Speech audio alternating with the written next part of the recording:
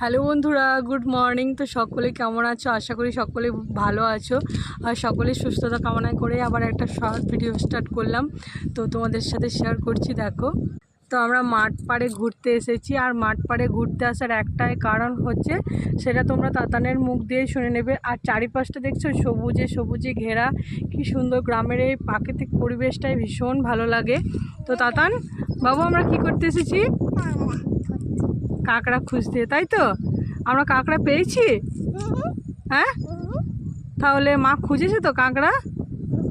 মা কাঁকড়া খুঁজছে তো, কিন্তু আমরা পাইনি, তাই তো? তো বলে দাও তুমি।